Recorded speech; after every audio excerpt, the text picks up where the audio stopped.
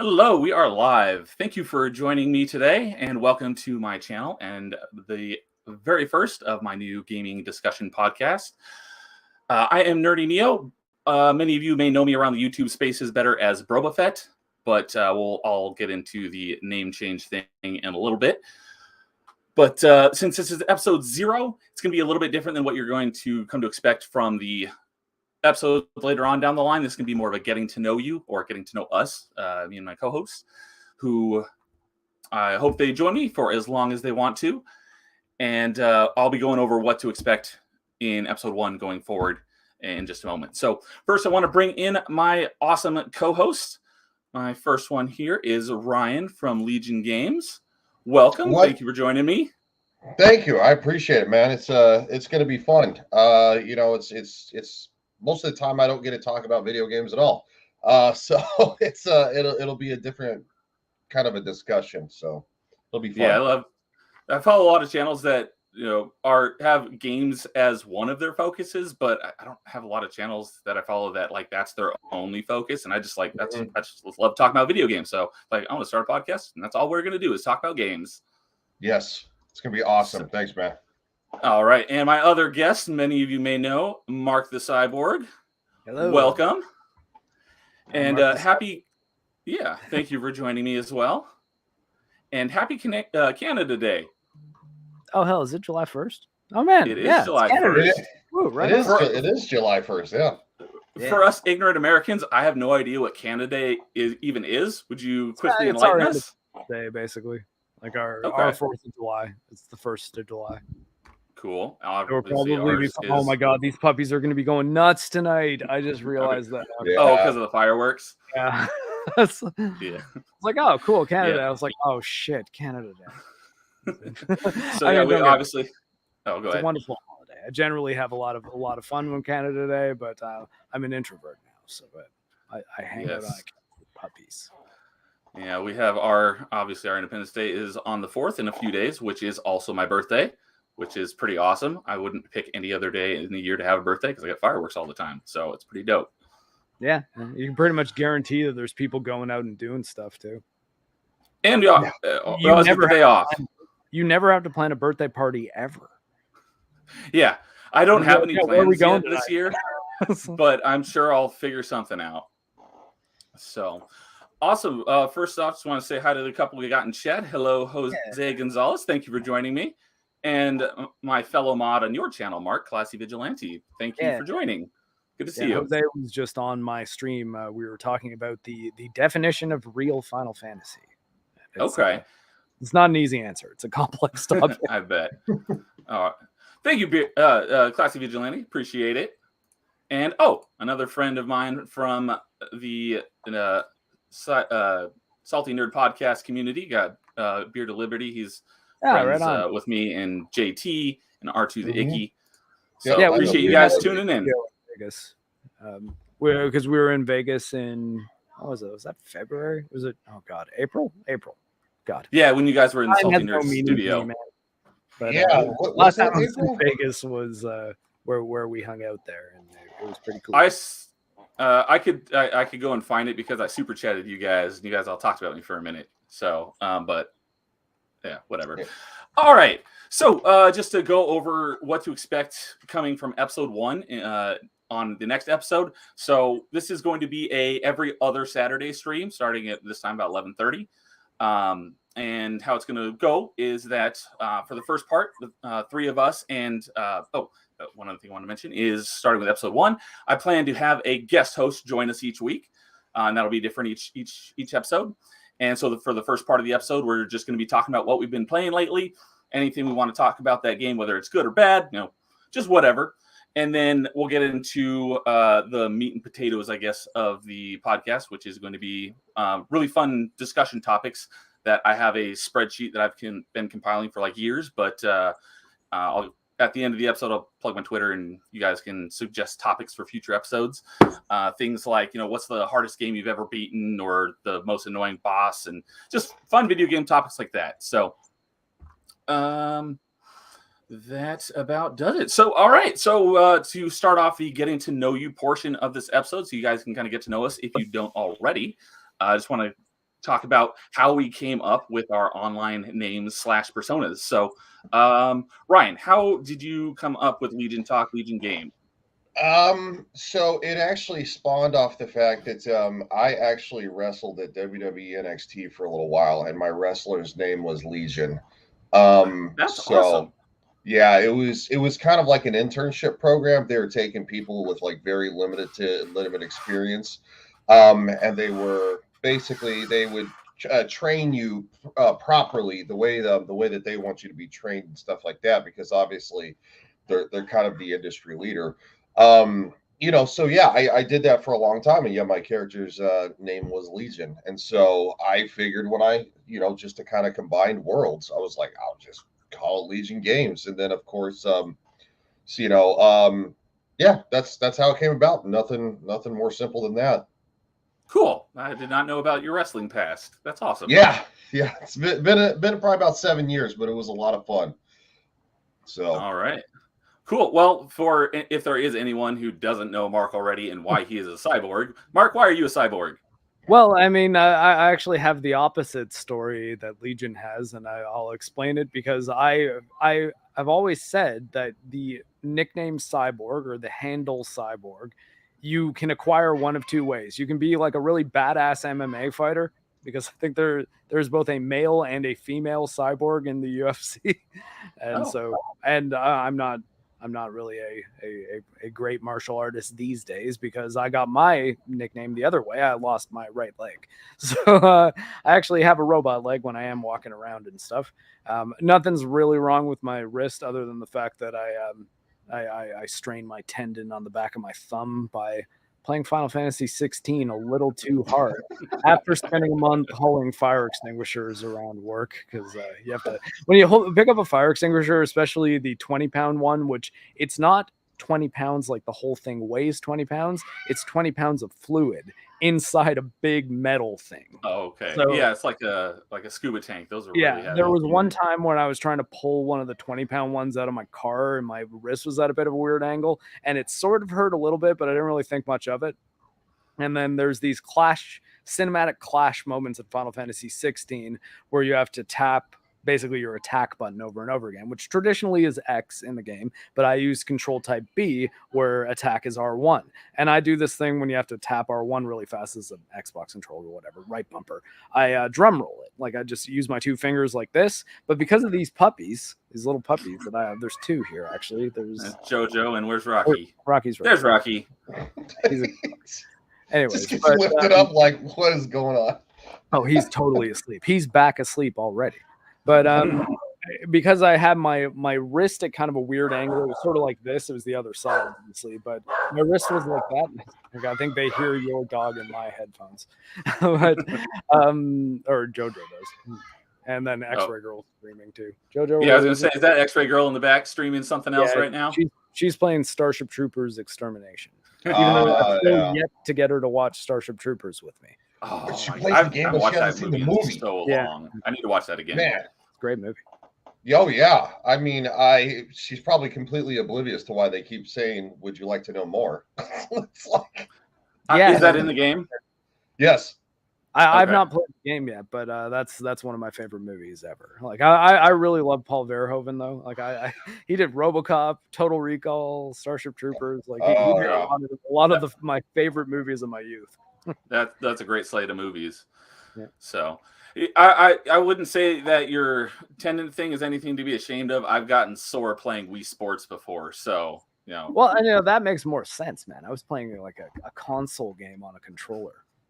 PlayStation 5 exclusive.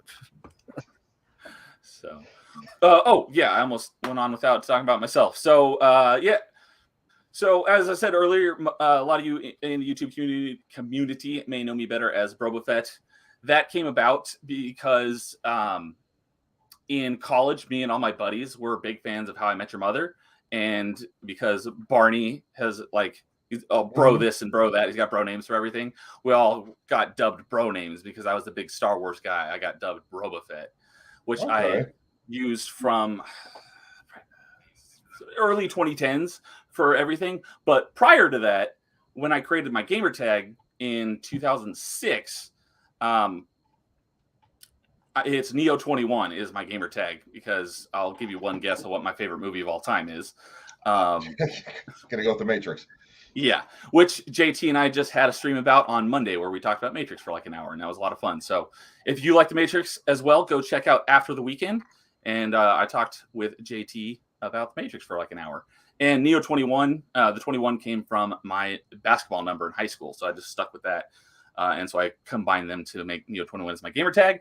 And so I've had that for longer than my Boba Fett. But I use that for Neo21 for gaming. But then once I get the Boba Fett by all my buddies, I use Boba Fett for everything. But since my channel is gaming related, I wanted to relate it to my gaming persona, because everyone in like my Xbox community knows me as Neo21. So that's and I'm a huge nerd. I wear that badge proudly. So, and I thought Nerdy Neo was pretty catchy, so that's where I came up with that.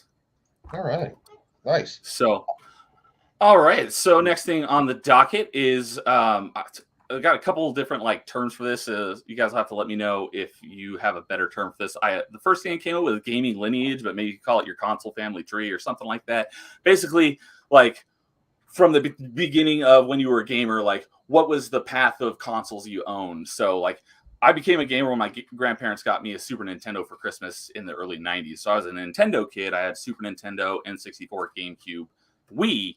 But then the Xbox generation was when I was in high school. Halo 1 came out, and me and my buddies were huge into Halo. So at that point, I switched over to Xbox, and I've had all the Xboxes since then. So that's kind of like my console lineage. So what about I know Ryan, you and I talked about it a couple weeks ago when but for since that was just between us, what was your console lineage?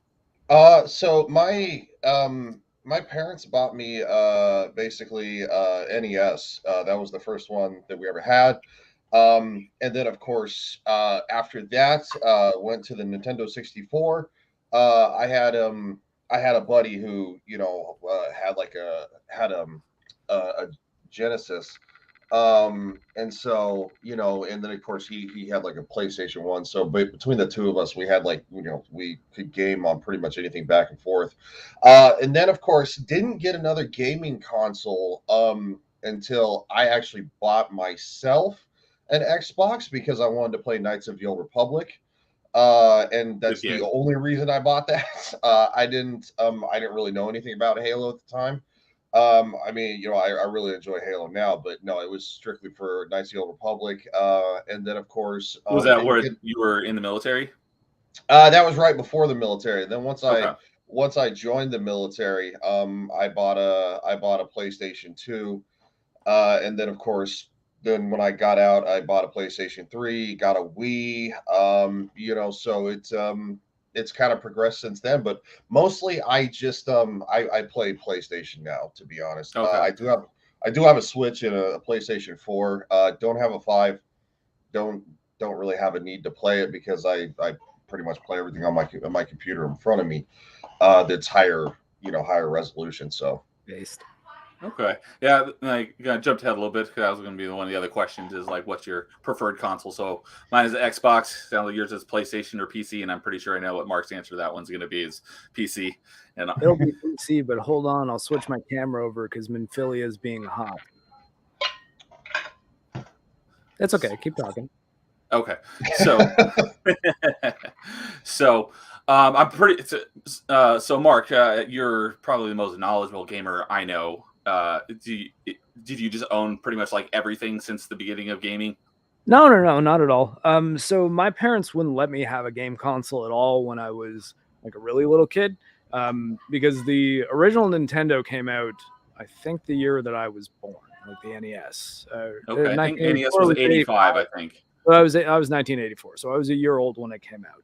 Okay. When I was 6 years old, though, I would go over to friends' houses and play like Super Mario Brothers. And when I eventually got into like kindergarten and first grade, I would be going over to my buddies' houses in my neighborhood to play things like Mega Man and Ninja Gaiden and like all sorts of. I even said Gaiden then because that's what we would have said that time. But I think those are two of my favorite franchises. But I think Ninja Gaiden 1, 2, and 3 are the NES ones, and Ninja Gaiden is the Xbox one.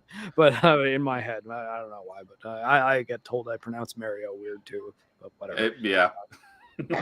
But yeah, so I would play games at people's houses and I really loved it, and I always wanted one, but my parents were like, no, we hear there's like a new Nintendo coming out and whatever, we'll wait till you're older. It's fine. So they went to go visit New York for something. I think my mom wanted to go see some Broadway shows or something, and the Super NES was out in America before Canada.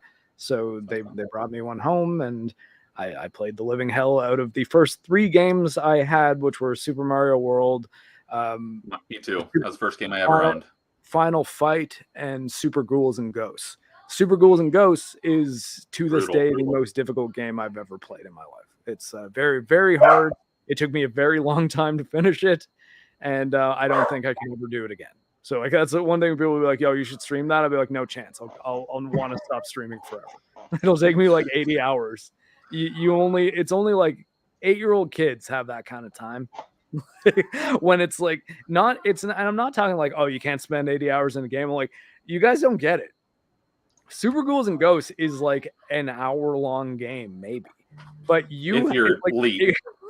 Like, no, that's how much content, but it's like the thing that you don't realize is that learning to get even 2 feet forward in that game might take you a week.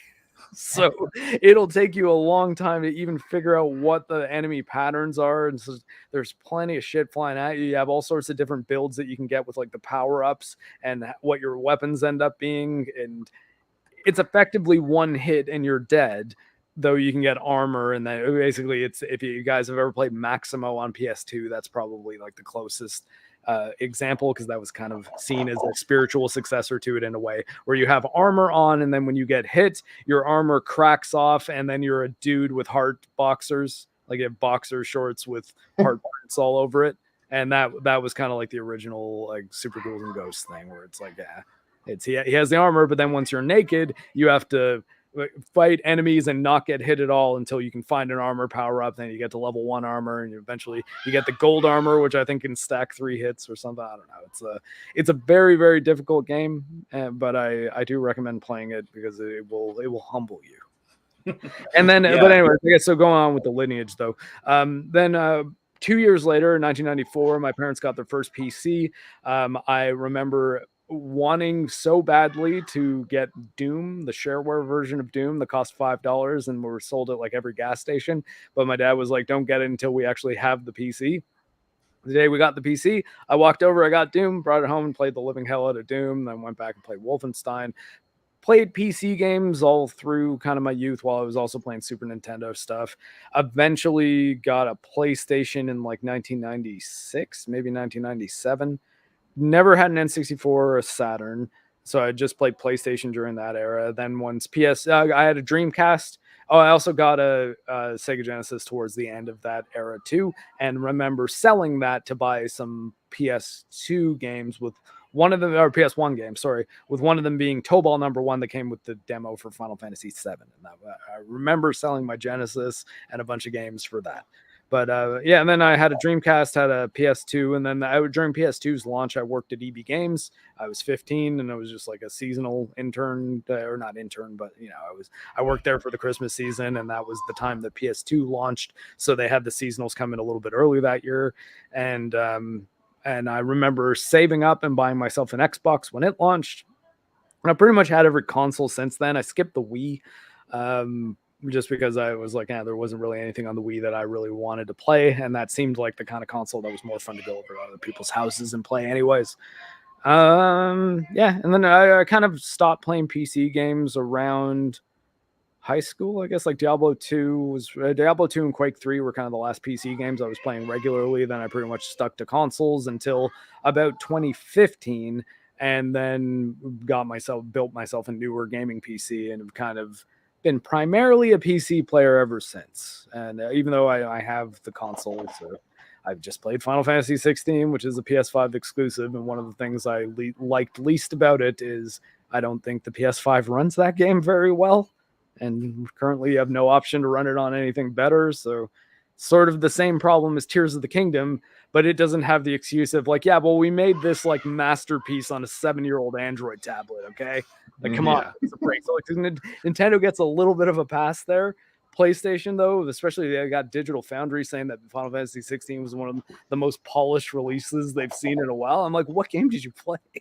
I was like, this game runs like garbage because in 30 FPS mode, there's so much motion blur you can't see what's going on in combat. And while I'll give it to them, the 60 FPS mode runs really well in combat. Every time you're out of combat, the game looks like your PS5's dying. So I'm like, well, Lovely. But it does have a performance mode. it does have a performance mode. It's just it only works in combat. And the rest of the time, it's not like it locks to a hard 30. It's just a really inconsistent unlocked frame rate. So it's like you get the battles where it's like the most comfortable way to play is probably to manually switch to graphics modes whenever you're doing anything but fighting, and then switch it into performance mode when you're fighting. But that sounds like a huge hassle. Yeah, and although it got me sort of back into Final Fantasy 14 in a pretty big way because I finished it. I finished 16, and I think the story's great. I think the combat's really good. It could stand to be a little deeper, but it's really fun. I'll say it's fun combat, if not good combat. And I think it's just got a lot of padding, and it kind of runs bad. So I would recommend to wait for the PC version if you're on the fence. If you really want to play it though, and you have a PS5, go for it. I just wish that the standard for PS5 releases was 60 FPS modes for sure, but apparently that was only when they were developing games for the old, like the PS4 as well. It's like now we're getting into really unlocking the power of these systems and giving you 30 FPS super cinematic games. I'm like, yeah, I've been on your side with this whole 30 FPS with the Starfield debates. Like everyone's like, but it's okay because they're doing this huge world. It's like there's zero excuse in the year 2023 to not have at least like a 1080 60 FPS option. Give me 720p. Yeah, I'll take frame rate over resolution any day of the week. Get this game running in 720p. Be like, okay, yeah, just play it. Stream it to your phone if you want to play at 60 FPS if you're on console. I'll be like, well, that's not ideal, but at least the mode's there. But I think it's kind of sad that they won't have one. Although I think it means a lot of people will probably be playing Starfield third person because I can imagine like 30 FPS for a first person shooter. Now, like I would just feel like, no, I'll just play it later. I had no idea that about Starfield, and I was really excited too. Yeah, I am still looking forward to the game. I mean, it'll be 60 FPS on PC if you've got a PC that can get it to 60 FPS, but it's capped at 30 on console. I probably won't play it on console. I mean, to be honest. I think well then you might be okay. The specs are pretty hefty. I think it's going to be interesting though because when Starfield comes out, I'm going to be in the UK at the UK meetup. So my first experience of that game will be on either my laptop or my Steam Deck, which I don't imagine it's going to hit 60 on the Steam Deck though. No, probably not. I doubt it too. Crazy, but you're also not making. I got a laptop with a 3080 in it. Oh, hey, X-Ray Girl. She's stealing my puppies. They're puppies. So one of the things. Well, it did get quiet in the background. Or behind, I don't know. She can. Yeah, you're not making a case for me who want to buy a PlayStation 5. I got to be honest. I don't recommend buying a PlayStation 5. Yeah, I have no. I partial X-Ray Girl. Sorry, I'm trying to squish down, but it's really hard. Hey, baby. Yeah, I bought my PlayStation 4 because I want to play Fallout 4. Big Fallout fan, but yeah, I have no reason to buy a PS5. There's no game I really want to play, and everybody who has one just seems to be like about it. Well, I mean, if you can wait 2 years for a PC port, it's gonna. Yeah, honestly, right now, probably one of the best reasons to own a PS5 is, I guess, God of War Ragnarok because Returnal's now on PC. All of the I'd like to get a PS5 because there are a lot of exclusives coming out in like a week. Well, but I mean, if you're buying it for the exclusive, though, it's like, well, how much are you spending on the PS5? Because you might want to just put that towards an upgrade for your PC if you can wait on those. Because God of War Ragnarok, as much as I loved it, I'd be like, hey man, it's not like tons of people are talking about the story constantly right now. Like you could probably avoid spoilers pretty easily if you don't know them yet. So I'd be like, well, wait another year and it'll be on PC. Yeah, and that's exactly what I was going to say. Spider-Man, I'm kind of debating not playing Spider-Man. I don't know. Because I might just wait for the PC port. I'll be like, I don't know if I want to buy this game twice. I'll probably end up buying it on PC regardless. So I might feel the bug and like want to play it, but I have a feeling that I'm probably just gonna be like, this is just it's kind of more of the Spider-Man one, and I don't know that the story is gonna be great. So I might end up being wrong. I haven't decided yet. Yeah, most all the PS5 exclusives that I would want to get a PS5 for, almost all of them have come out with PC ports since. So there's only a couple that I'm, they're likely to get a PC port eventually. So when I do whenever I do upgrade my computer, because my computer's like 12 years old, I'll probably get those games at that point. And yeah, there's nothing wrong with waiting. Like it's the games are cheaper, they'll have more content, they'll be better optimized. I'm a super frugal gamer, so I rarely get games until they're like 50% off or more, and I can get like all the DLC included. So I have no problem. Steam sales happening right now. Mm-hmm. So, yep. But one thing that I was going to touch on a few minutes ago with the Super Ghouls and Ghosts is that a little while back on Side Scrollers, Craig had Handy Capable Sean, who has some sort of disability. And so he plays with a regular controller, but with his chin, and he's beaten crazy hard games like Super Ghouls and Ghosts. And so Craig was... It's impressive. It's nuts. So Craig took it upon himself to try and beat Super Ghouls and Ghosts, and I don't know if he's beaten it yet. I think he did, but he's been making efforts at trying to beat it. Did he beat it once, or did he beat it with the true ending? I'm not sure. I know he's been working on it, but I'm not sure. Beating it once is doable, but you don't understand. You have to beat that game twice in a row for it to count, and you don't fight the final boss until the end of the second playthrough. Like it's basically you get to the castle and then they're like, oh yeah, boom, we're throwing you to the first level. Yeah, now get back here. And you're like, okay. And then you have to go and then you fight. Yeah, eventually fight like the big giant thing in the throne room at the end. But then you save Guinevere, the princess. Yeah, we're not worthy of John's greatness. It's like, oh god, 8-year-old me is having an aneurysm right now. All right. So next up, I want to talk about some of our favorite genres. So, I love puzzle games. I do like first-person shooters, not as much as I used to back in like the Halo 1 days. But like Portal is like one of my favorite puzzle franchises. I like real-time RPGs. So like I've liked Elder Scrolls and Fallout, and my favorite of all time is the Mass Effect franchise. I love that. And my genre of choice, if I had to pick one genre, is Metroidvania. That is like my favorite. So, what about you guys? What are some of your favorite favorite genres? Mine's RPGs, hands down. Fallout is absolutely one of my favorite franchises. I love the Elder Scrolls, Mass Effect, Knights of the Old Republic, stuff like that. No, I think I probably logged like some 800 hours just in Fallout 3 by itself. Nice. Yeah, so I think over 600 hours in New Vegas. So no, I am absolutely an RPG guy. I don't really care for first person shooters that much. I think Call of Duty's kind of ruined it. In my opinion, I think the last Call of Duty I really liked was like Black Ops 2. And it was mostly because my friends and I would play the zombie mode. Yeah, I played Modern Warfare 1 and 2 when they were new and didn't really play any Call of Duty since. I have a hard time getting behind like the Modern Warfare series because I guess being in the actual military, I don't know, it's just like this future weapon stuff bothers me. I don't know. I guess I'm weird. In that sense, but yeah, first-person shooters have never been my favorite. That's probably my least favorite gaming category. Okay.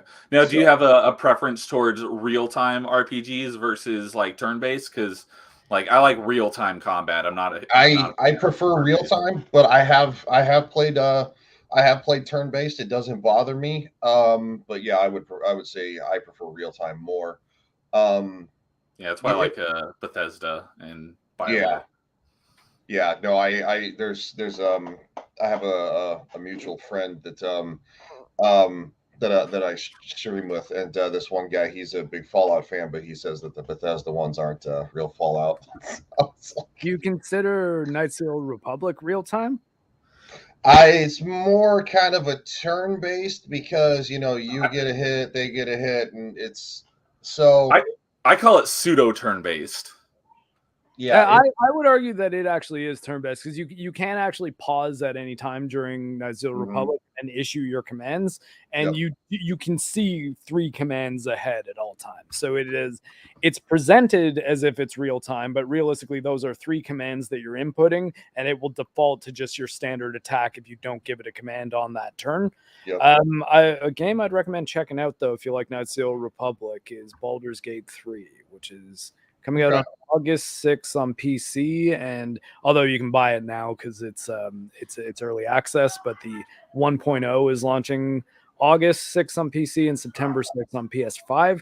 I think they're taking time to work on the Xbox version though, because they're having trouble with the split screen for Series S, I hear.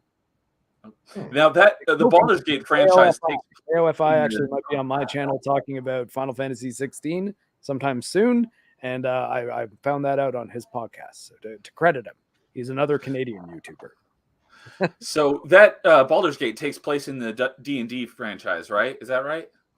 Yeah. Okay. And it's so BioWare made Baldur's Gate 1 and 2, and their next game after that was Knights of the Old Republic. And then Larian Studios, who's made Divinity Original Sin 1 and 2, are the studio that's making Baldur's Gate 3. I played the first act of 3, so I played about a third of the game in its first early access launch, where it was a little glitchy, but I did that. I made a video of it on I think it's on Geeks and Gamers Play on their gaming channel.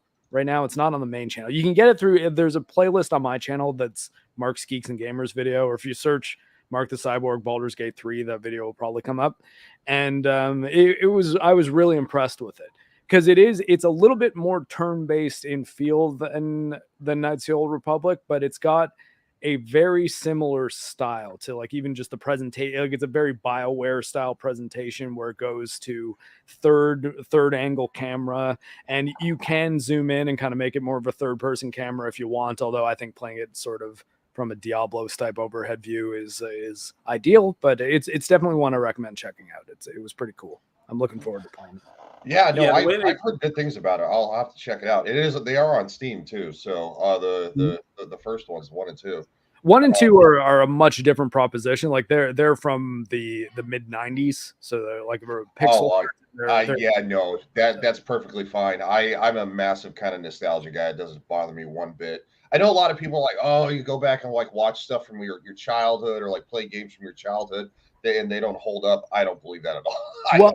I'm not. It's not that it wouldn't hold up. Video games are a bit of a different proposition though, because if you tell people who aren't geared into a specific style of game design from an older time, they might even have played some of the games that were inspired by those initial ones. But sometimes if you don't give people proper context, the risk you run into is getting recommended people go back and play a really old game. Like say if I said, hey, go back Wolfenstein 3D, you got to check it out. Original Wolfenstein 3D, do it. It's the one that started it all. I think it's bad advice. Because I'd say, look, if you want someone to learn the origins of first-person shooters and give them something that's very approachable to recommend people to that era, you go with Doom or Doom 2.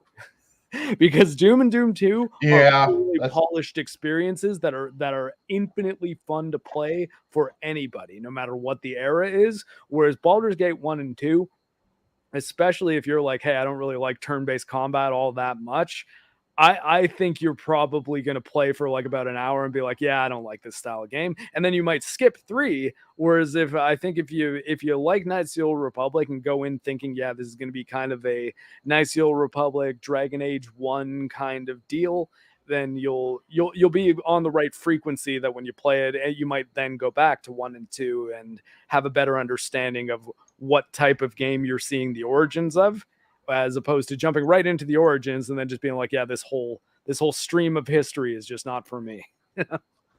Yeah, like I said, I'm not a huge turn-based. I don't really like turn-based combat, but the way that they presented it in KOTOR, where it was like, it is like you said, it's essentially turn-based, but it plays out more like in real time. I did really enjoy KOTOR because of the way they presented it, but there have been other that are actual like turn-based games that I just like. I didn't even give it a go because I knew I wasn't gonna like it. Have you tried the Persona games or Persona 5 specifically? I have not because Give it a one of the shot. things I was going to get to later on is dislike genres, and I do not like JRPGs. Give Persona a shot. I'm telling you, man, play like an hour of it. I think it might surprise you. That game has just so much style to it. It kind of washes over you. So I wanted to highlight something here from where was it? Also, Oh, anytime I someone think it says was this one. Xbox, you could recommend them a Game Pass game, and they've really got very little excuse to say no. Yeah, like all the Persona games are on Game Pass. So yeah, Beard similar. There's like a 3 or 4 year stint where like I played 3 games and that was it. And it was like Skyrim, Mass Effect 3, and Destiny 1. So my hours in all of those games are probably very embarrassing as well. I wouldn't say I really have a favorite genre. I mean, I guess I really like first person shooters quite a lot. I tend to agree with you though, and I'm not really crazy about Call of Duty. I've not played a Call of Duty game in years at this point. Mhm. But and even though I've made videos on them, like the last one I played was Cold War, and I made a video on that for Geeks and Gamers, but I haven't really touched one since.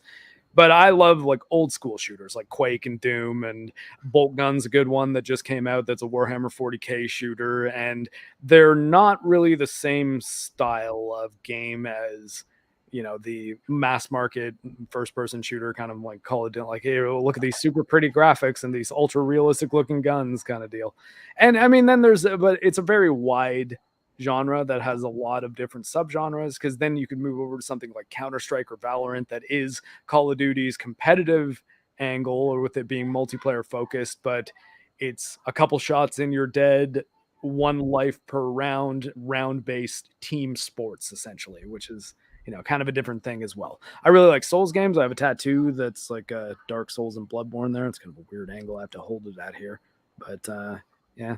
And I don't know, but I play a whole lot of different games. There's a couple blank spots I have. Like I've not played any 4X games. Like I tried to play Stellaris a couple times, but it wasn't running well on my laptops. So I didn't end up actually playing it. And yeah, I haven't played a lot of real-time strategy lately, but I did play a lot of Warcraft 2 back in the day. And MMOs I'm not very experienced with, but I'm right this second playing Final Fantasy 14. So Is 14 the MMO then? Yeah. Okay, And then I'm people not I very was familiar talking with the to, Final two Fantasy. of the 3 people I was talking to on my stream that you popped in on there were in the game playing with me. Like, so Okay. they're the reason I'm as rich as I am. I'm a gillionaire. I have 2 million gil. Oh yeah, I know.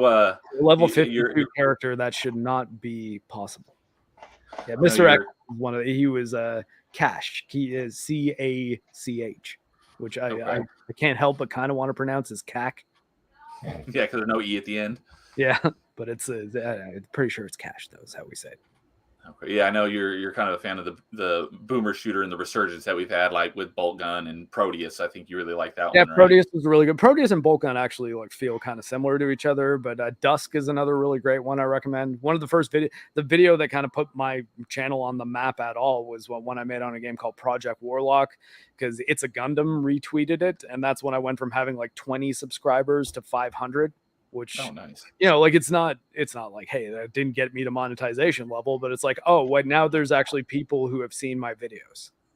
Yeah, As opposed to my videos are things that I make and upload as if this is my Facebook page or something. It's like, you're uploading a photo to your Facebook. Like most of the world is probably never going to see that, even though anyone who knows you might. But I kind of figured my videos were something that a couple of my buddies would watch, and that's it. But kind of what I do now, I guess, or at least primarily.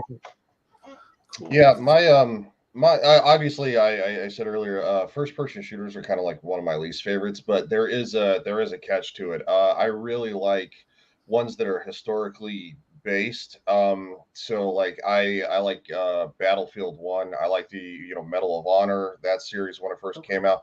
I liked Call of Duty when it first came out, when it was more World War II based.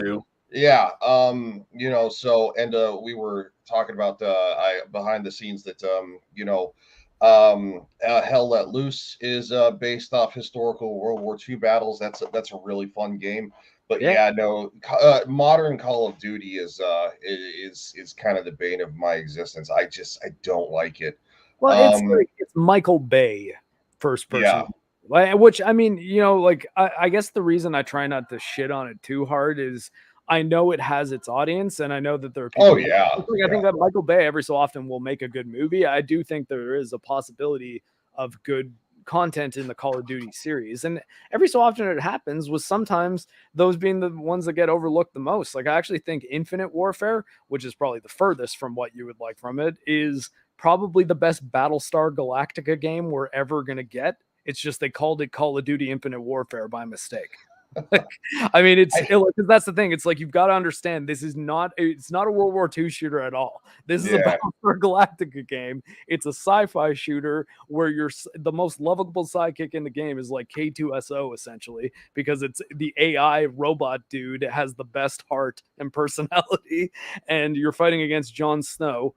So it's kind of ridiculous, but it's also like, hey, there's capital ships. You have one capital ship that's kind of the last one of basically the Americans have one ship, or Earth has one ship left, and Mars has essentially, and Jon Snow's kind of faction of people on Mars has taken over the solar system. So Sounds kind of like Expanse.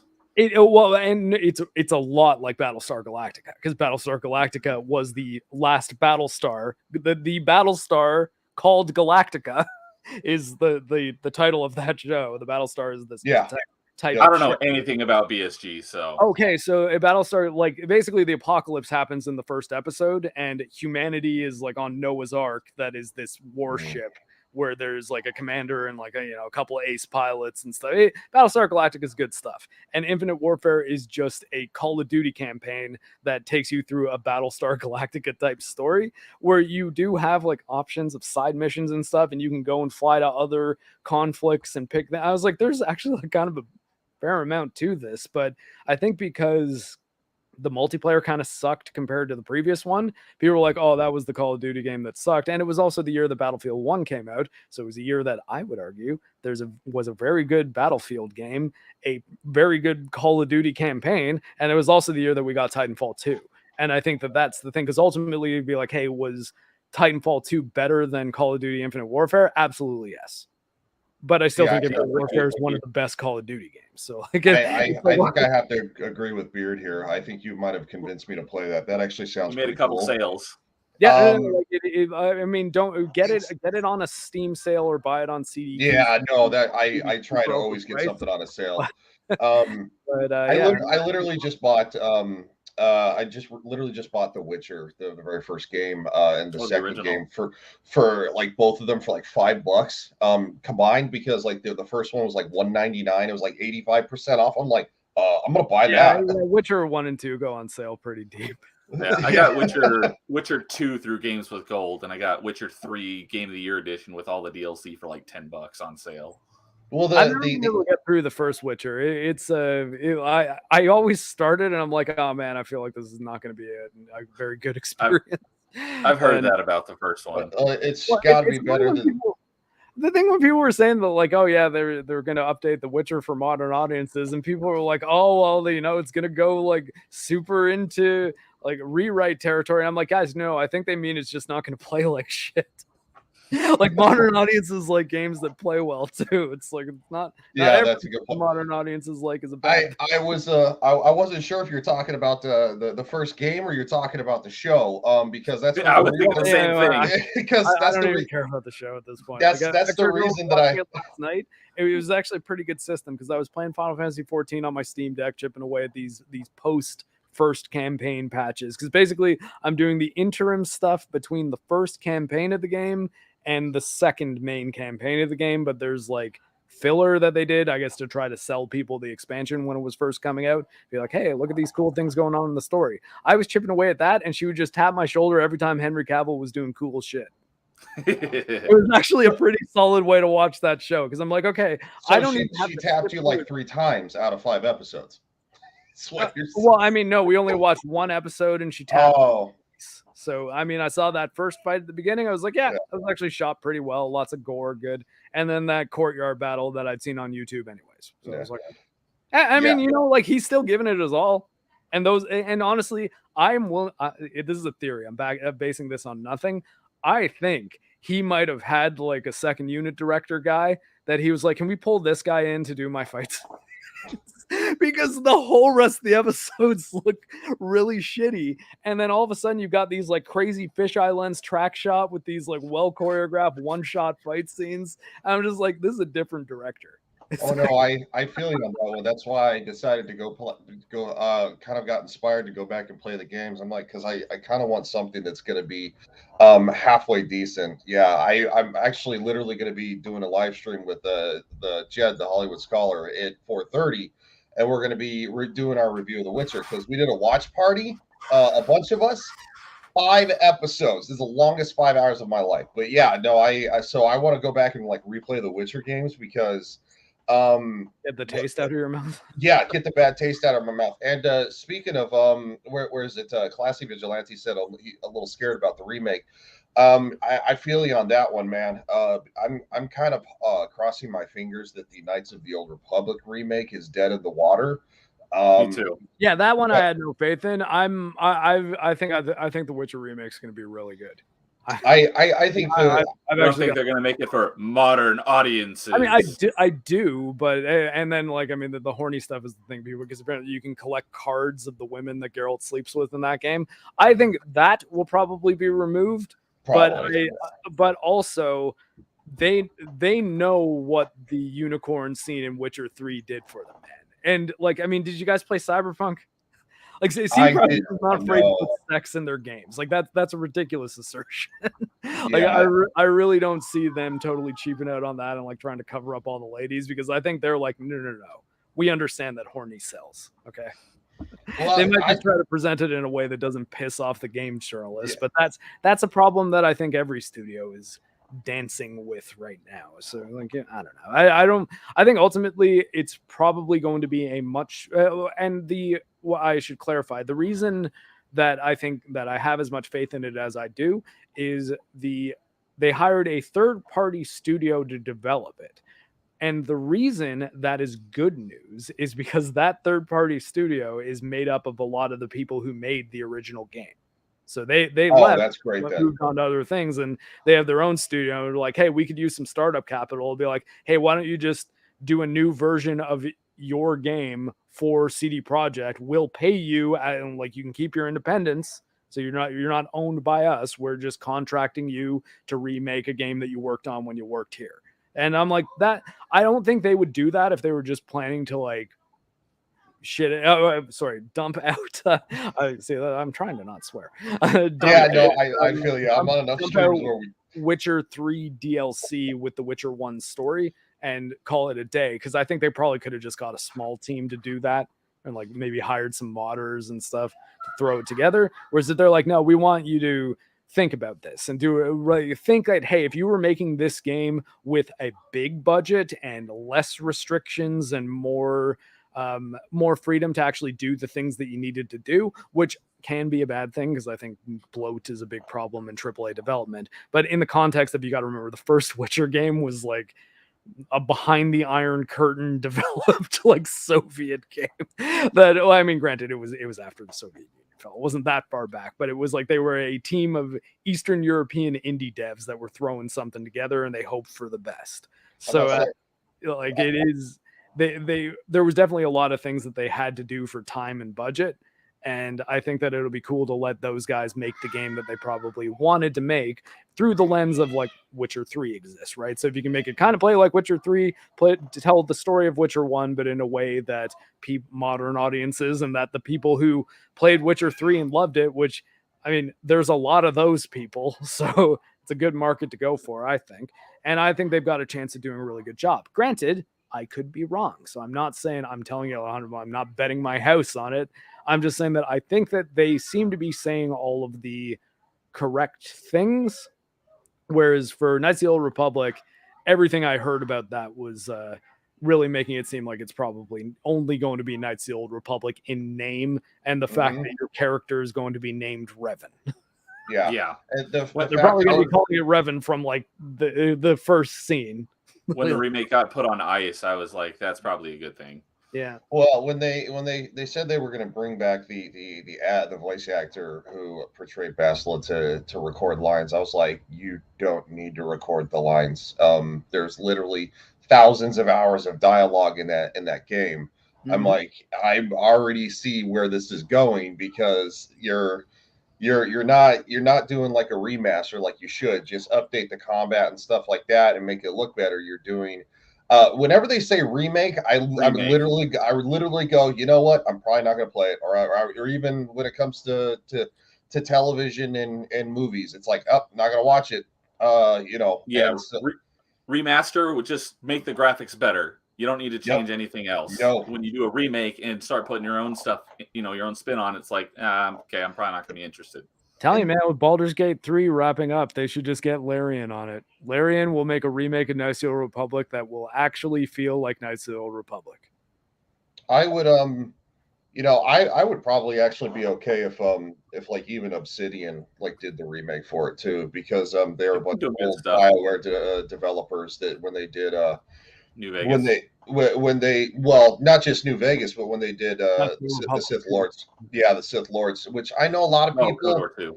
a lot of people don't got a lot of love for that game. I really like the game. I think it's great. But Yeah, that was awesome. yeah, so I understand that there is some grumpiness about what Obsidian did, but I loved it, even to this day. So Yeah, Obsidian is doing good stuff. They did, Yeah. KOTOR 2, New I Vegas, which is regarded as like the best Fallout. I actually like New Vegas better than 3 I've because heard that from a lot of people. I I think love that's Fallout. pretty much the unanimous opinion Yeah. now, especially because New Vegas, especially if you mod it, it looks and runs unbelievably well. Even if you just play it vanilla on a Steam Deck, it plays great. 60 FPS locked, like it's perfectly pleasant, and and it runs better than you could have possibly imagined it running, especially if you played it on a PS3. Yeah, they Well, did, yeah, that's Fallout that's 3 is definitely still a bit tricky to port these days, but Yeah. I haven't checked Obsidian on also did Outer. I always get mixed up. I got to Outer think about it because there's Outer Worlds and there's Outer Wilds. They did Outer Worlds, Worlds. mhm. and I think they just recently announced the sequel to that, and they Yeah, also did I don't think Grounded. that was a good idea. I think they should have waited to announce it. They might have had to deal with 2K though, because I'm not sure if Microsoft is the ones I'm burping, publishing it, or if it's 2K. Sari said Yeah. Obsidian is owned by Microsoft. Is that true? Yeah, that's why is all it? of the games Yeah. are on Game Okay, Pass. I know Bethesda is owned by them So is also. Obsidian, yeah, and that's why there's No, a not lot of people Bethesda. saying that the Oh yeah, the big Bethesda got bought out. acquisition like a year or two ago. I was super grumpy about that because I've only ever played the Fallout games on PlayStation, but now obviously I don't think Fallout 5 might be an issue. Or maybe it's the other way around. Maybe it's the on next PlayStation? the next Elder Scrolls that's going to be Elder probably- Scrolls 6 is going to be I don't think Microsoft you're exclusive. I don't think you're ever going to see a Bethesda Game Studios game on PlayStation again, unless the it won't bother me. I'll just play it on the computer, to be honest, because I mean, I'm not I going would to buy an say Xbox. that's the move anyway. So because with Bethesda Game Studio and Obsidian Games, guys, like they're not coded well. Like generally, mods need to fix these games. No, I and know. on They the got console, they got you their cannot problems. add mods. So there's like off the bat, you're basically locking off access from what are going to be the things that are going to make that game live on for decades. Or you play on PlayStation and have to buy Skyrim once a generation. Like, Yeah, I they got bought this- Bethesda, and then now they're working on the Activision acquisition. So yeah, they've been spending a lot of money. Yeah, I got Skyrim Game of the Year edition. That's all I need. I don't need anything. Yeah, I've got it more through than Game that. Pass. So So I don't. I'm not going to keep buying the same stuff over and over again. Like, they but have no, an I'll just. as well who Yeah. was made up of a bunch of Interplay people that are a bunch of Obsidian people as well, and they're making that Clockworks game, the one that kind of they just announced it with Summer Game Fest. Yeah, I played a fair amount of Wasteland 3 though. That was theirs, and it was quite good. But yeah, Obsidian's been doing some pretty good stuff, I'd say. Yeah, and the Grounded was also them, and that's That's been doing pretty well as well. That I've not played. I just saw the chat. Yes, that's right. I do remember that Obsidian got bought during the Outer Worlds development. That's right. They were first. Which I really like the Outer Worlds. So I haven't heard anything about the Outer Wilds. It doesn't look like Completely something unrelated. Yeah, not completely really, unrelated. It's not a Annapurna. at all. Like, Yeah, I don't. But it's highly regarded from most people who've played it. It's pretty cool. I played through it. The only thing that annoyed me was that they released DLC for it after it left Game Pass. I'm a completionist, so if it gets DLC after it leaves Game Pass, it kind of bugs me. Well, I mean, if you like the game, though, that's a good way to support it, because I think that's one of the ways the developers make money on having their games on Game Pass. They get whatever Microsoft pays them to have their game there, and I believe they get bonuses per download.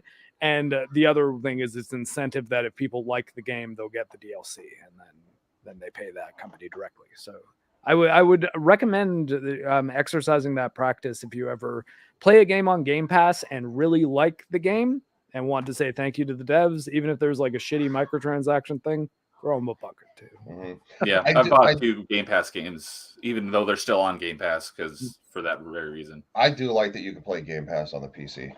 Mm-hmm. I think not that's all games are, but most. No, of them not are all of them, but yeah, I think that was a really good idea.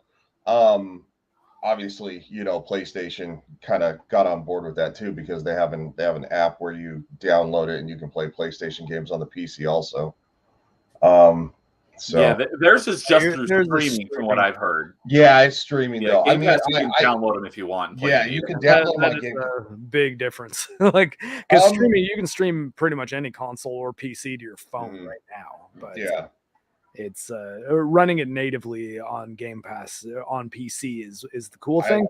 And what I really love about that too is it means that Xbox first party games are like 100% of the time coming out on PC, and they release them on Steam very often too. A game that I could play on Game Pass, I will buy on Steam just because I'm like, I'd rather play it on Steam and I want to support the developer. So yeah, I'll do that for that, but I'll still keep my Game Pass subscription to act as my sampler pack anytime I want to fiddle around with games or sometimes get footage. So. Hey, Andrew Matthews, thanks for joining us. Mark's favorite game, right? No. Hey, anybody, that is slander. Or libel, I suppose. You liked it better than the Dead Space remake. Come on. Not even a little bit. Dead Space remake is way, way better. All right. So we're probably gonna have to skip a lot of this stuff because we're already almost at an hour. But really quick, I want to kind of cover. So we talked about a little bit of this already with our favorite genres, but I just want to kind of touch on what are some of your favorite franchises. So, like, my favorite franchise is Mass Effect. One of my other favorites is Ninja Gaiden, and Ninja Gaiden Black is still one of my probably top 5 games of all time. Mega Man, I love Mega Man. Actually, just did a 2-hour stream on Thursday night with a couple guys where that's all we talked about was Mega Man. What about you guys? What are some of your favorite franchises? Mass Effect is definitely one of the top ones. I think the whole entire story is incredible through the 3 games. I don't think we needed Andromeda to be made. I think they should have just left it alone. Mark's probably with you on that one. I know that some people they get grumpy over the 3rd game, the way it ended. I see their point of view, but at the same time, you're not going to make something that pleases everybody. So I was fine with it. But I think the story of the Reapers it's just absolutely awesome. And yeah, I also Knights of the Old Republic is obviously probably I'm gonna say my favorite of all time.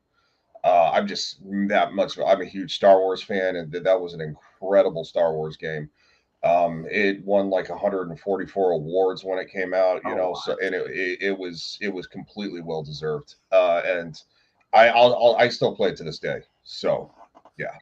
One of my favorite Star Wars games of all time is still Jedi Outcast and Jedi Academy. Those are those are great games. Yeah, I played those too, and I think they hold up well and they look good. Yeah. Jose says, Mark, you should play Gollum. Why would you? Never happened. Why would you wish that voodoo on that man? Don't you put that evil on me, Ricky Bobby. Yeah, Not happening. the thing looks awful. Terrible. Yeah. Oh, so a couple others I wanted to mention because I mentioned Metroidvania is like my favorite genre. A couple of the more modern day Metroidvanias that are my favorites. Shadow Complex, I love that game. Yeah, Shadow. And then probably my favorite is the Ori franchise, and particularly Will of the Wisp. That game is chef's kiss. Yeah, probably my favorite or Metroidvania of all time. I'd say it's probably up there for me too. I don't know if I'd give it absolute top, but it probably has the best jumping of any Metroidvania. It's so fluid. Like you can at the end of the game, once you get like all the upgrades, you can basically stay airborne in combat like indefinitely. You're just like zipping all over the place. The sword makes it a lot better than the first game too. The combat in the first one, they probably could have just left the combat out and just had it be a exploration platformer, and it probably would have been a little better in my opinion. But that was still a great game. The music and the art in those games are just fantastic. Yeah. Never really played a lot of Metroid stuff like that. Anybody here like horror games? If we have time to get into it, one of my things I was going to say about genres I don't do is like horror games. I don't do RTSs. And I don't do fighting games. Yeah, I'm not a huge fan of horror games either, but like the Silent Hill franchise, I would say I very much enjoy. I've played a lot of their games, even though I don't like horror genre at all, even when it comes to movies. So, but I really enjoy the Silent Hill games. They're a lot of fun. So, yeah. What, Mark? What are a couple of your top favorites franchises? I don't know. If you had to pick. I guess Quake would probably be my all-time. I mean, it's hard to give that the franchise too, because that's mostly just talking about my like single favorite game. I just heard this morning that they're doing a Quake 2 remaster. Yeah, although they did one not too long ago, the ray tracing remaster, the RTX remaster. But I think I don't know if it's Night Dive doing it, because they did just finish their System Shock remake, which I need to get back to because it was quite good. But so I don't know. I get Metal Gear Solid's probably one of my favorite ones. I know it's silly. I was never into Metal Gear, but I was a big Splinter Cell fan. I know those franchises are kind of usually put head to head. I wouldn't actually at all. I think they're totally different. I mean, they're both stealth games, but they're way different. Yeah, Metal Gear, it's more about the story and the narrative experience and the experience of combining narrative with gameplay. I think is the big misnomer there, because when people hear a narrative experience, they're like, oh, well, am I playing a game or watching a movie? It's like, oh, in Metal Gear, it's both.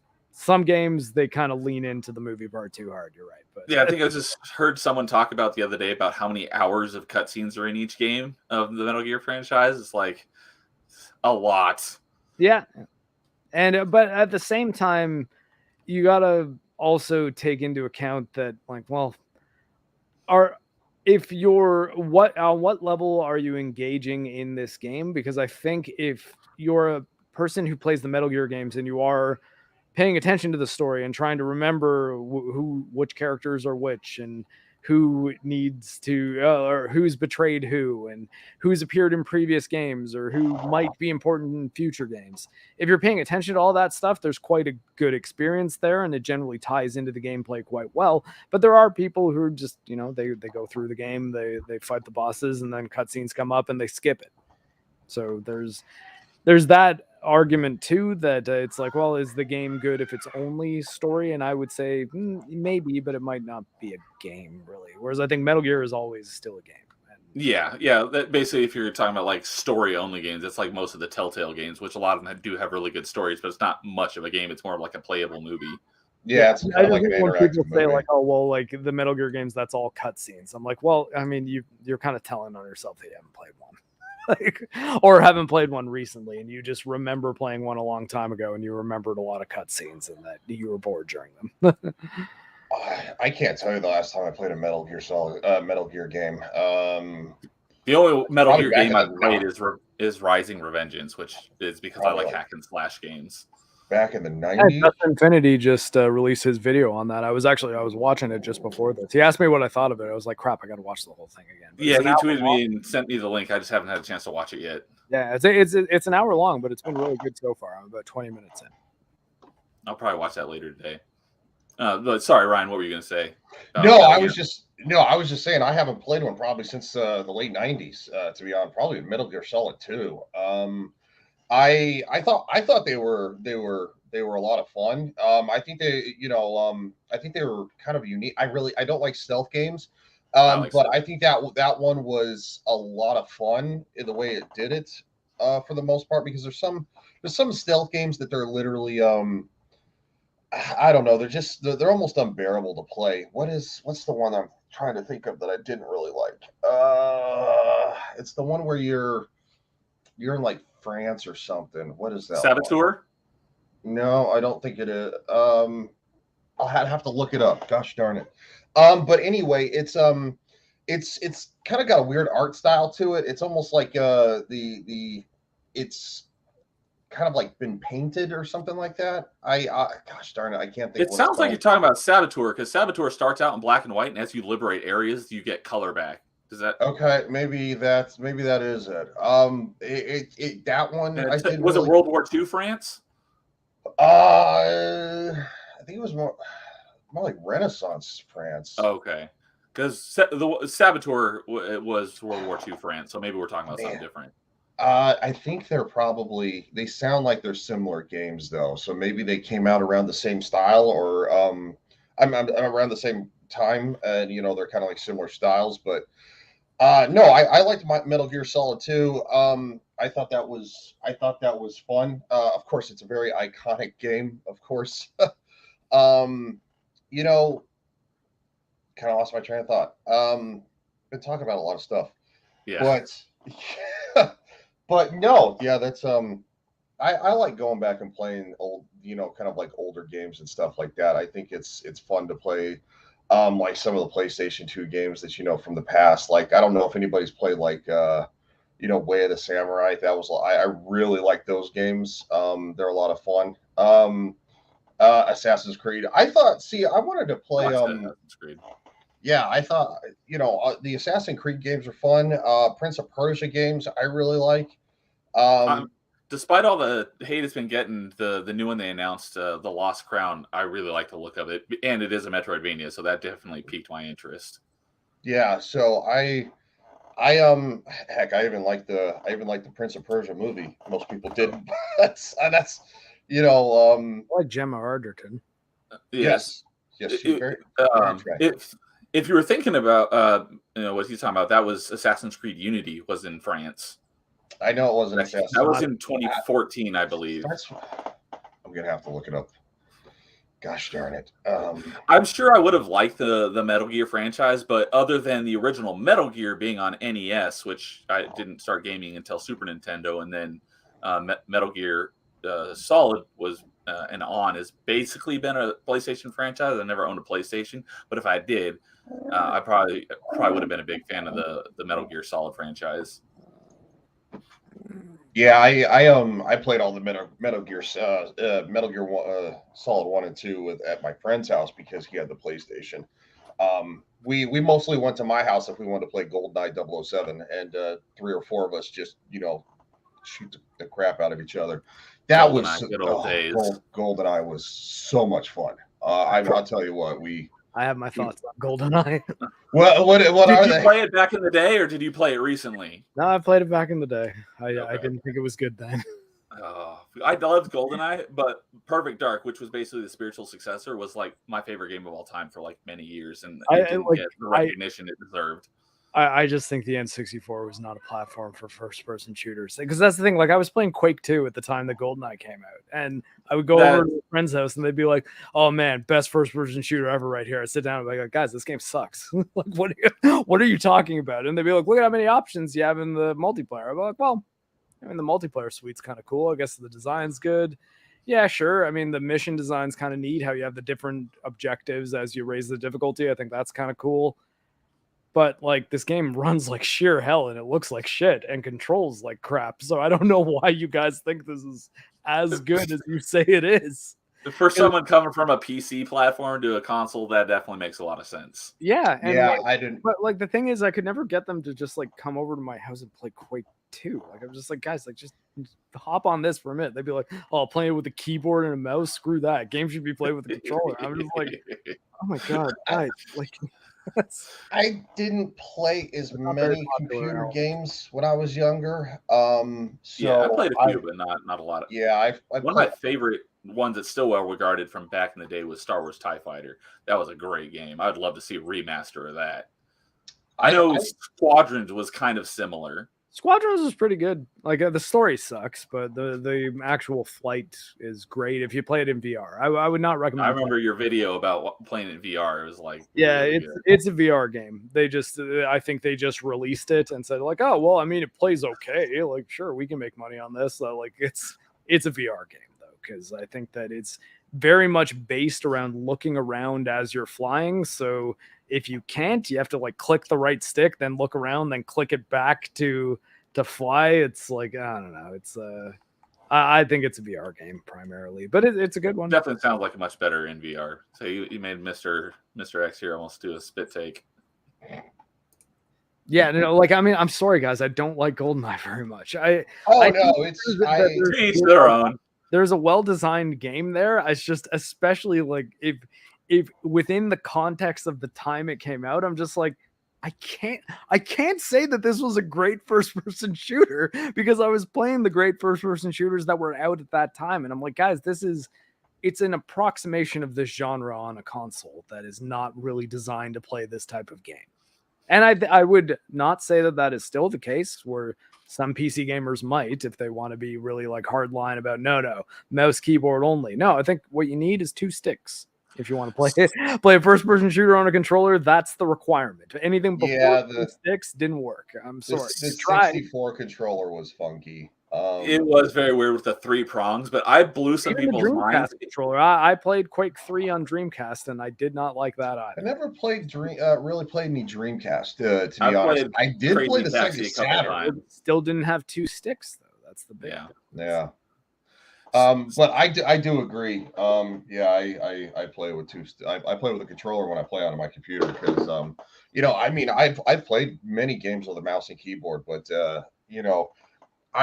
most of my experiences when I was younger though, playing PC games was I played a lot of StarCraft. I actually played it so much my parents banned it from the house when I was under 18. Yeah, I played a fair amount of StarCraft too. Yeah, Mostly campaign stuff though. I wasn't a big multiplayer StarCraft guy. I loved the StarCraft campaign though. Brood War. Yes, I really enjoy the campaign. I would get together with my friends sometimes. We play over dial up. That's where my parents got irritated about me playing it a lot is because Tying up the phone line. Tie up the phone line. Yeah, okay, I could see that. And yeah, so that was where and then of course when it was time to get off, because obviously your parents have to set limitations and stuff. So I like had a limitation, and like when you're playing over the phone line, it like drop out, you have to reconnect, and it's like, yeah. So I acted like a little jerk sometimes, and they're like, game's out of here, get it out. So, yeah, that was always my punishment is no video games for X amount of time. My dad would up on the 64, he'd pull the power pack out the back and he'd hide it. Oh, so it's like it's there, but I can't play it even. So like if you tried to plug it in, it'd be like, oh yeah, he routinely did that. I started hunting it down though, and then playing it, and then of course I could get busted doing that. I did the exact same thing. They hid my Super Nintendo or my N64, and I went and found it, and I got busted for it. Yeah. No, usually when I got in trouble, I got grounded from everything. I couldn't even like watch TV. They're like, you can read a book. Yeah, read a book and do homework. Have fun. Those are the good old days. So what I was going to say a couple minutes ago is that I blew some people's minds in like a live stream chat or something a little while back because like no one knows about this, but in GoldenEye, and it also ported over to Perfect Dark since that was the spiritual successor, is you could actually plug in 2 controllers into ports 1 and 2, and you go into settings and set it to control option 2.1, and you could use 2 joysticks. one on each controller. One for moving and one for aiming. But like no one knew that existed. I feel like that Yeah, I would mean, be, I might have enjoyed the game more if I figured that out. I that would accidentally be discovered it one day, and obnoxious. I'm like, oh my god, this is like the greatest thing ever. This makes it so much better. I likely wouldn't have. I still would probably have not been too thrilled about the frame rate because that was Yeah. another pretty major problem. You got a lot of explosions going on. That game will easily drop into single digits frame rate. Oh That yeah, happens. yep. Going nuts with grenade launchers and rocket launchers. Yep. So much smoke. Yeah, I didn't. You know, at the time, obviously, I was pretty young when that came out. But yeah, like when you would like start tossing grenades or grenade launchers, like you see somebody die and they just be like, and like slowly turn and die, and you're like, well, that was. It definitely is a very dated console. But Yeah. I have a lot of fond memories. Yeah, it's definitely of one of those ones that you probably with the rose tinted glasses is a lot better in your memory than it actually is. And Oh I no, I agree. still enjoy playing it. Did you guys know that they actually did kind of like a remaster kind of remake for the PlayStation 3 of all the GoldenEye? That was a levels? remake with Daniel Yeah. Craig as Bond. I heard about that one.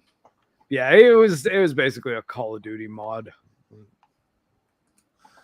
Yeah, Jose Because Gonzalez. it was when Activision was making Bond games. They made like 3 of them, and that was one. And it was basically just, hey, well, or wait, are you talking about the GoldenEye 2, like the one where you play the villain with the golden eye, like literal golden eye?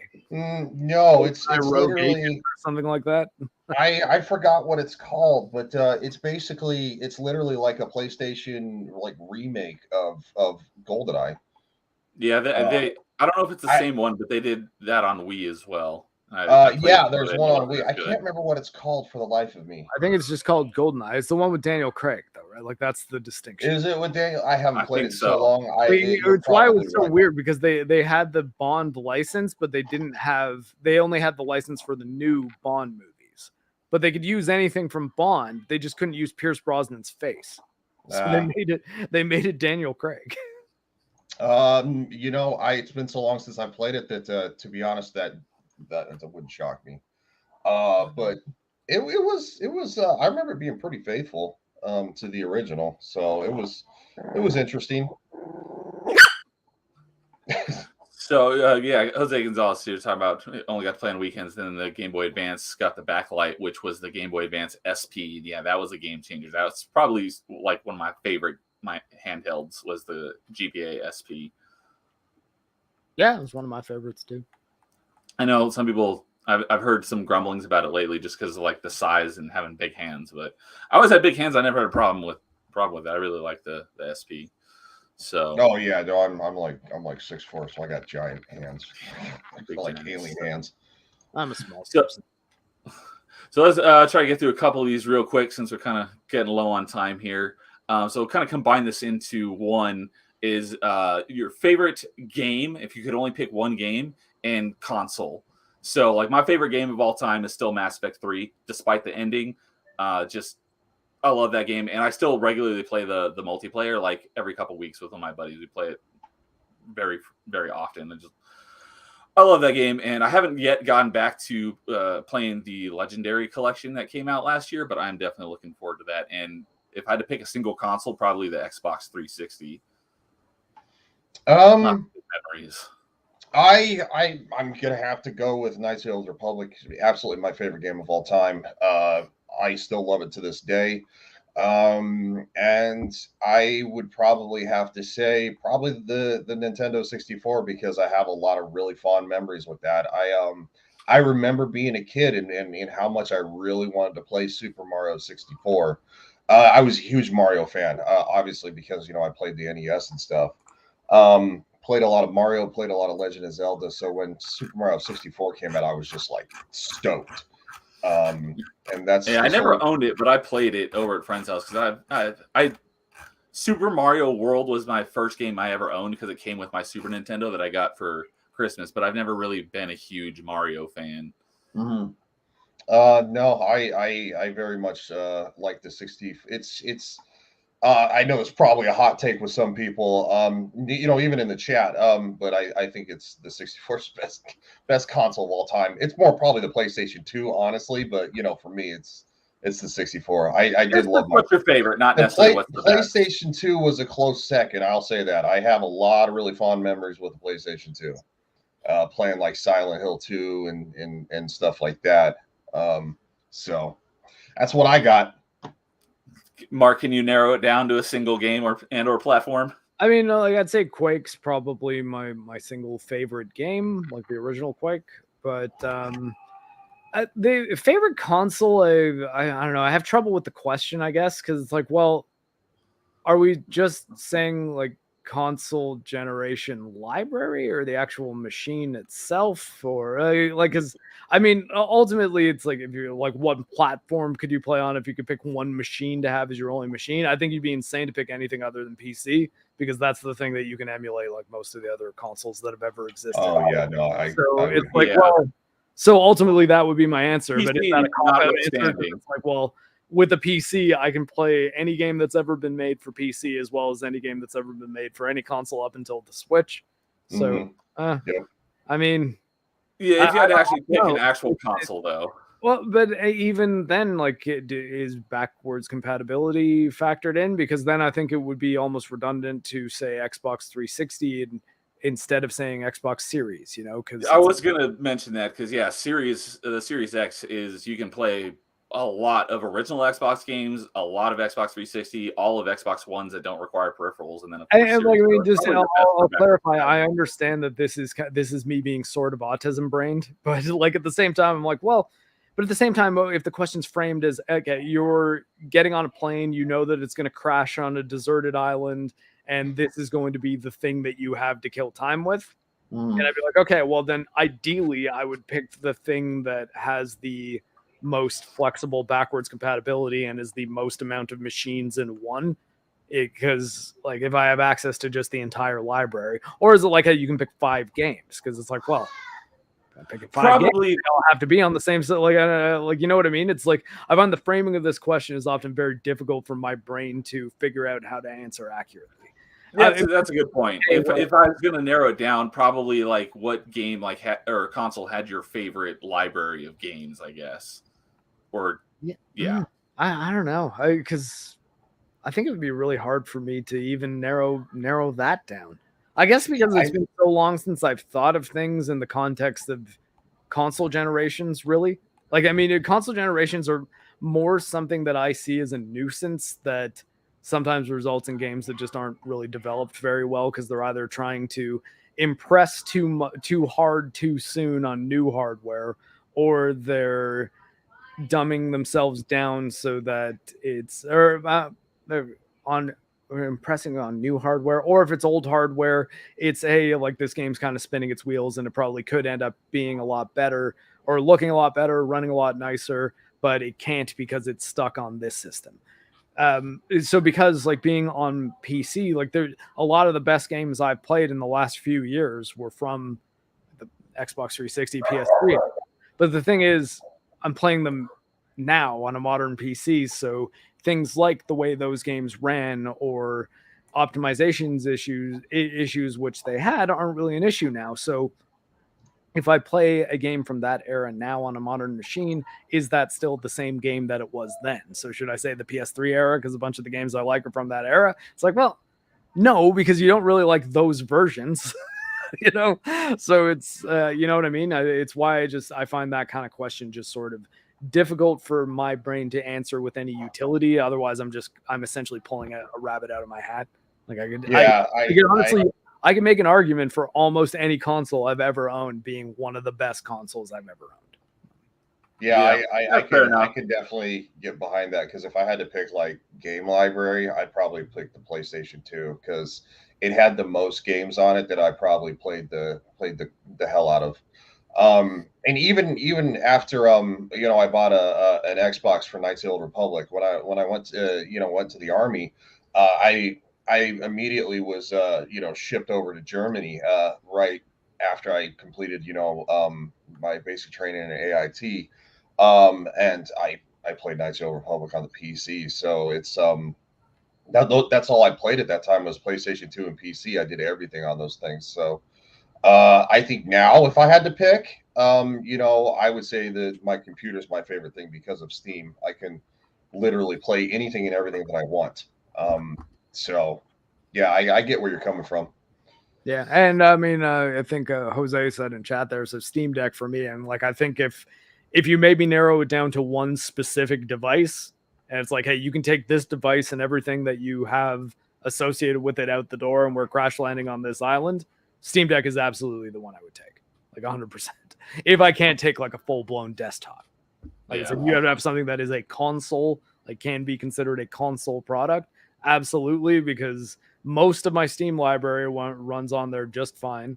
I mean, some of the brand new games aren't running at great frame rates, but still like that's still decades and decades of PC games, and I have just a stupid amount of console games on that thing. Like an absurd. Oh yeah, I got a crazy amount of games on Steam. I used to be very against Steam because I was a very much kind of like a hard copy kind of guy. I liked even when it came to like movies and stuff.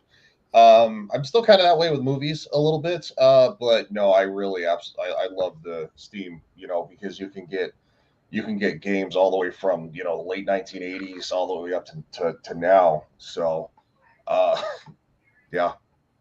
Yeah, I wanted to touch on this, Jose, because Metroid Prime, fantastic franchise, and I am very much looking forward to a fourth one if that ever sees the light of day. I'm even just looking forward to a remaster of 2 so that my video can get a big bump in views again. Like an official of Metroid 2, right? Metroid Prime 2, yeah. Because when Metroid Prime 2. Well, I thought you were talking about like Metroid 2, like because I was like, we already got AM2R. Metroid Prime 2, but because when Metroid Prime Remastered came out, my video got like an extra 120,000 views. Oh, nice. Nice. Okay, cool. Keep remastering these, Nintendo. Hey, James, awesome that you popped in. Glad to see you, man. Yeah, so that is an excellent take right there. It's a fantastic game, absolutely. So, all right, real quickly, one last thing I kind of wanted to touch on. I thought would be a fun topic before we wrap up here. If you have any gaming hot takes, or as the meme, it's got John Wick with all the guns around him. Like, what gaming take do you have that would get you this reaction? For me, I think. What's that? I gave mine. Mine's probably the GoldenEye. GoldenEye, yeah. Goodness. For me, I think Rockstar is the most overrated developer. I find their games very boring, and I have no interest in Rockstar games. Mine would probably be the Call of Duty thing, because I know a lot of people love Call of Duty, and I think it's for the most part abhorrent what it's turned into. So are you referring to like the games themselves, or the whole like Nick Merckx thing that's been going on? No, the games themselves. I am not a huge fan of the modern Call of Duty games. So yeah, it's something that I'm just like, Yeah, Jose, that's a spicy one. Yeah, there you go. So, all right, well, coming up here on 90 minutes. So I had a lot of fun talking with you guys. Yeah. What do you guys got coming up? What do you got? You got anything to plug? I do. Literally in 30 minutes, I'm going to be on Jed the Hollywood Scholars channel. We're going to be talking. We're literally probably going to be doing about, he says 30 minutes. I have a feeling we're going to go longer than that, because we're going to be talking about all 5 episodes of season 3 of The Witcher, volume number 1. Probably the longest 5 hours of my life, and that sucks because I really like The Witcher, and I really like Henry Cavill as The Witcher. But yeah, that's literally, I'm going to be there. Like I said, 4:30 Eastern, and then of course I'll be on my buddy Samuel the Infamous's channel for Screaming Into the Void at 6 p.m. Eastern, and then after that I'm going to be on. It's 10 p.m. Eastern. I'm going to be on Vets Talking, and so I think we're having Max von Priestley on MVP. Okay, cool. And so. Mark's stream not that long ago. Yeah. He's an Army veteran. I'm sorry, not Army, Marine veteran. So yeah, you'll just as Adam says, drop the G. So it's just Vets Talking, IN, no G, and you'll find us. So that's The Witcher Show hurts my soul. Yes, it does. I just saw that in chat. What about you, Mark? What you got going on? Tonight at 6 p.m. Eastern, I'll be on my channel with my wife, X-Ray Girl, and we'll be answering your relationship and dating communication questions on our Another show, The episode. Dating Game. And then at 9 p.m., I will be playing Street Fighter for Saturday Night Street Fight. Nice. Awesome. Well, things I got to plug is, I did a Mega Man stream on Thursday. So if you like the Mega Man franchise, go check that out. And I was, like I said, I was on After the Weekend on Monday talking about the Matrix. Next thing I got coming up, the only thing I got is the next episode of this, episode 1, which will be in 2 weeks on the 15th, same time. So, and then lastly, if you want to follow me on Twitter, Nerdy Neo, I think it's Nerdy Neo 21 actually, where you can give me your answers to all questions we've been talking about today, suggest topics for future episodes, and just talk all things video games. So, was awesome having you guys on. Looking forward to seeing you next time. You guys have a great week. Appreciate it. Is anybody celebrating either Canada Day or American Independence Day? Happy Canada. Yeah, not right now. I'm kind of a homebody, but yeah. What was that, Mark? That was my Canadian, my Maple Leaf. Ah, Got like swords behind it and like an ink Nice. splat. so I'm Canadian. all right. Well, that about does it for episode 0. I had a lot of fun, and we'll catch you next time. Later, everybody. See you guys. Bye, puppies.